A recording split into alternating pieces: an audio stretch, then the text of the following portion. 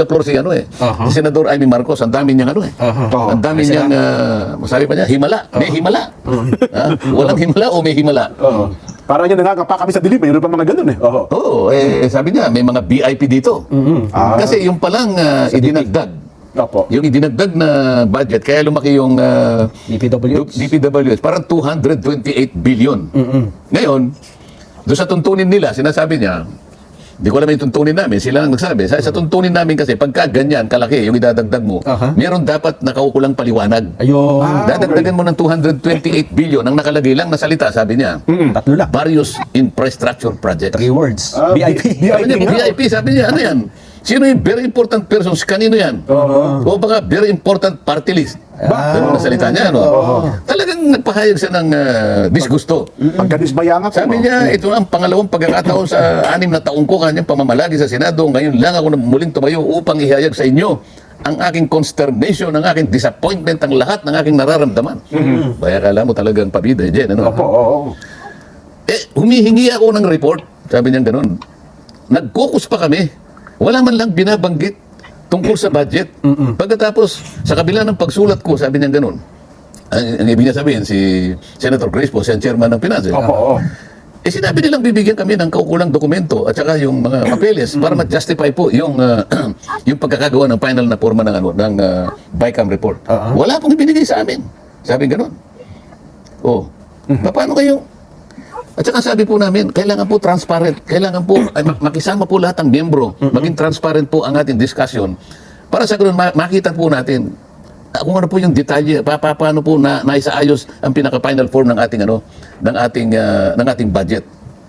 At binabanggit pa niyo doon, Nelson, ang ating pambansang budget, sabi niya, kinuha pa niya yung salita ng matandang senador na kung pangalan ni Dominador Aito na yata dyan. Okay. Okay, kaya makilala mo yan ako. Grade 1 ka dyan, alam mo naman dyan. Aito, naman ba sa amin? Hindi ko na ganyan. Hindi ko na kabisa sa atin. Kasi kilala na sila Big Superior na po kilala ko. Big Superior na sa mo. Ang bansang budget, totoo naman yun dyan. Yan ang tatakip sa pangangailangan. Sa lahat ng dapat nating gawin ang mga yan para serbisyuhin, proteksyonan, ipaglaban ang kapakanan ng lahat ng mamamayang Pilipino. Kaya natin inilatag ang budget na yan. Yan ang makasasapat para tugunin ang pangangailangan. Kabuhayan, lahat ng interes na may kinalaman sa ikabubuhay o pangkabuhayan, pamumuhay ng isang Pilipino dito nakabase. So sabi, kailangan natin talagang pag-usapang mabuti. Ang problema dyan, ito yung tanong ka, Nelson, hindi ko pa naisip. Nandun ka naman Ba't di ka nakipaglaban? Oo nga po. Kasi di kung ako nandun, magkagulo na kami kung magkagulo. Hindi ako papayag na mapuporma yun at ang magiging papel ko lang, hindi ako pumirma. Nang dahil hindi ako pumirma, okay na sa akin. Dahil hindi ako pumirma, okay na sa akin. Hindi. Kasi nakita ko sino yung pumirma Out of 17 senators, 7 ang pumirma, yung 10 hindi pumirma. Ibig ba sabihin, kung hindi ka pumirma, nakipaglaban ka? Paano dapat? Hindi ka. Dapat hindi sila pumayag. Yun lang sumulat ako. Asan ka ako yung papeles na hindi ako papayag na matatapos ang ito nang hindi nyo ako binibigyan. Maggugulo po ako. Kung kinakailangan, magtawag ako ng press con. Bakit po ang nangyayaring palagi? Kasi nangyari na sa akin ito, Nelson. At alam ko, ganyan ang palagi nangyayari. Kailangan malaman ng ating mga kababayan ito dyan. Pagkaraniwan pagkatapos ng SONA ng Pangulo, nangyayari naman yan July Siguro mga ilang linggo, depende kung gaano kabilis na nagawa yung NEP. Ito yung National Expenditure Program. Isusumiti ka agad yan. Palagay mo na after 1 month. So July halimbawa, nagsalita ang Pangulo. After 2 weeks halimbawa, isinabmit ang NEP. Mula sa pagkakasubmit ng NEP na yun, Jen, pagtatalunan na yun, magsisimula yung budget briefing, ito na yung komite. Pagkatapos na mahimay sa mga komite, matagal din ito. Ito ngayon ay pupunta sa plenary debates. 2 kapulungan ang gagawa nito, simultaneous ito. Sa mga tweets, sa loob ng 4 na buwan, pagtatalunan ang nilalaman ng NEP na to at dito mapoporma, dito ma-exercise yung sinasabi nating power of the purse. Yes po. Ang paano ilalatag talaga. Pangkaraniwan ng ating layunin ay maisalba, maproteksyonan, maipagpauna yung interes ng bawat isang mamamayang Pilipino. Bakit pagdating na nung BICAM, Jen? Yan na. Bakit 2 taon na lang ang mag-uusap at pagkatapos mag-iiba ang forma?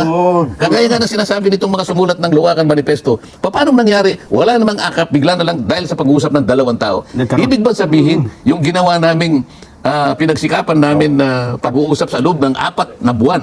300 sa kamera? 300 sa Kamara, 24 Sa Senado. Katapos-tapusan, 2 BICAM meetings, 2 tao lang nag-usap para palitan lahat ang nakasulat doon. Oo, napaliwala. Ito yung dapat maintindihan ng mga kababayan natin eh. Kaya sinasabi ko, tama lang na tumayo si Senator Raimi. Kaya lang, bakit?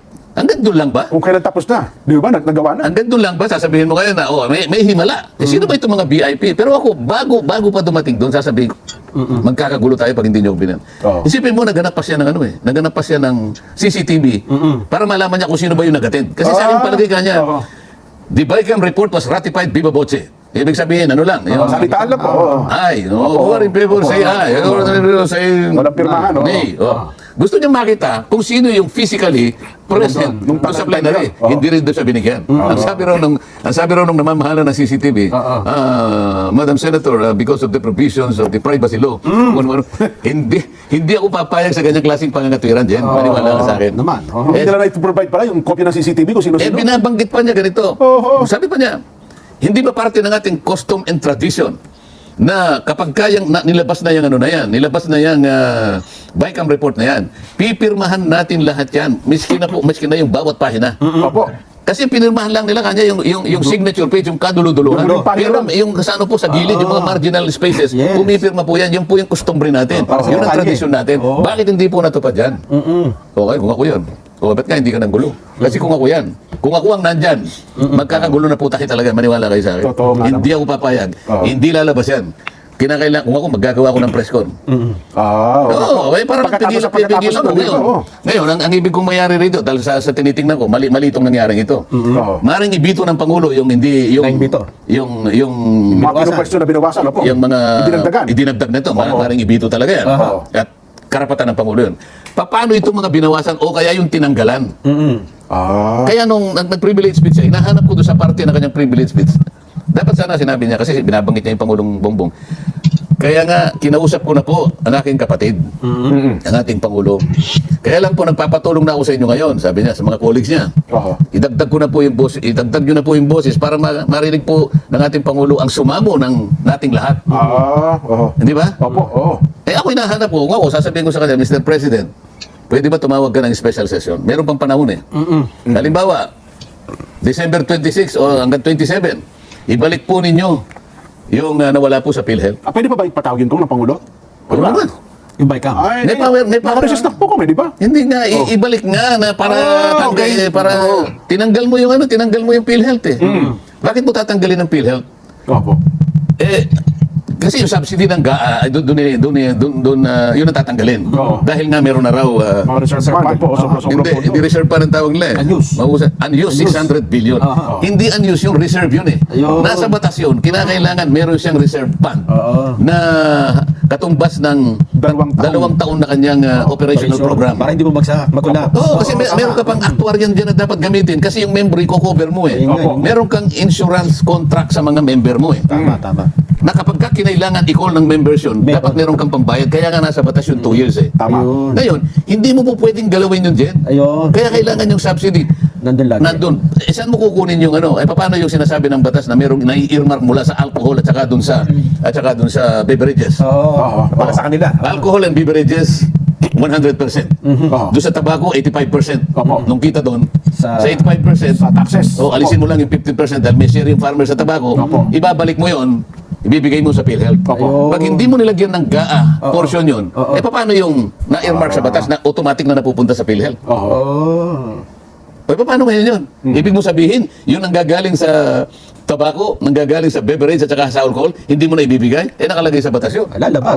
Lalabag sa batas. Pero yun ata ko na parang given na ata yun eh. Yung Kaya nga, taxes, di ba? saan mo ilalagay? Eh kung naaalisin mo yung GAA, eh doon mo kukunin eh. Oo. Isasama mo doon yun eh. Yun ang enabling. Kasi parang ang punto ata nila doon ko, kung hindi man nagbigyan ng subsidiya, ang tao tuloy pa rin ng contribution, tuloy pa rin po ang pagkuha doon sa sin taxes. Oo nga, kailangan mong palakihin nga yun eh. Kasi 2 years nga yung katapat nun eh. Opo. Kung halimbawa sumobra yun, nakalagay din sa batas eh. Kung Opo. halimbawa sumobra na yun, dagdagan mo yung coverage ng member. Yun. Taasan Doon mo ilagay. Ayun. O kaya, ibalik mo yung, o kaya, Babaan mo yung kanyang babaan mo contribution. yung kanyang contribution. Nakalagay sa Yun. batas eh. Oho, oho. Nakalagay sa batas talaga yun.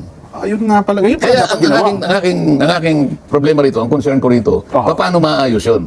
Hindi maayos sa simpleng bito lang. Aha. Mabibito mo yung mga wala rito talaga, tanggalin mo dahil kasobrahan yun. Oo. nandun yung nga sinasabing BIP. No. Various infrastructure projects. Oho. Kung bakit yun palagi doon nilalagay ang karamihan ng pondo. Sabi ko nga natin dito, hindi ba nakatarget yung pangangailangan, yung interest ng bawat mamamayang Pilipino? Ba't binawasan mo yung mga agencies na palaging doon lang nakatutok? Lalong-lalo na yung mga marginalized. Dapat targeted yan, Kong. Tukoy Diba? dapat yan, Kong. Kaya Oo. dapat. Oo. Sana nakikinig ang Malacanang dyan. Ano? Pero naman siguro nakikinig. Oo naman po. Oo. Kailangan po ay tumawag kayo ng special session, Mr. President. Para po maiwas to ito.